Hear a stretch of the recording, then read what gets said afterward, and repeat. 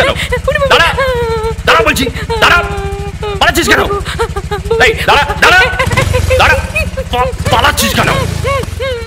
এই তুই পালাচ্ছিলে কেন? আপনাদের দেখে ভয় লাগছিল স্যার, তাই পালাচ্ছিলাম। এই থানায় নিয়ে চলো তো মেয়েটাকে।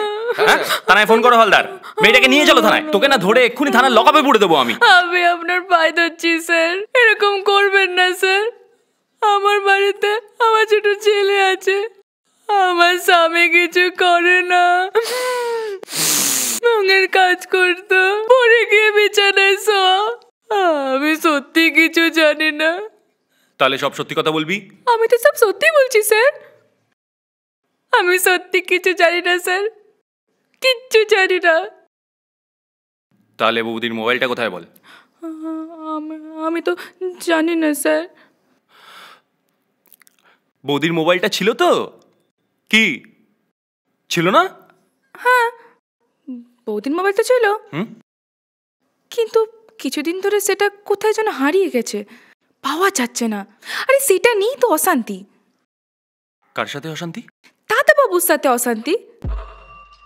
বৌদির খুব মন খারাপ থাকতো, সারাদিন জানলার করার ধরে দাঁড়িয়ে দাঁড়িয়ে কাঁদতো। আমি বলতাম দেখো ঠিক খুঁজে পেয়ে যাবে, পুলিশকে খবর দাও, পুলিশ ঠিক খুঁজে দেবে, কিন্তু বৌদি কোনো কথা শুনতো না। তারপর মোবাইলটা খুঁজে পাওয়া গেছিল? না, মোবাইল তো খুঁজে পাওয়া যায়নি। সেই জন্যই হয়তো বৌদি মনে মারা গেছে। আচ্ছা ঠিক আছে ঠিক আছে, তুই যা। শোন, দরকার পড়লে কিন্তু তোকে আবার ডাকবো, ঠিক আছে? মনে থাকবে তো? বাড়ি যা। চলো হালদার।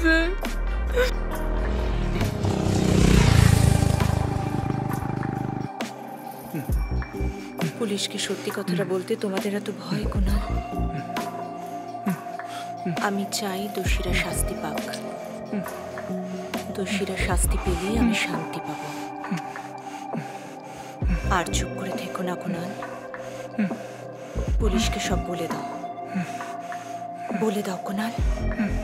আর চুপ করে থেকো না, বলে দাও কুনাল, বলে দাও, বলে দাও, বলে দাও, বলে দাও।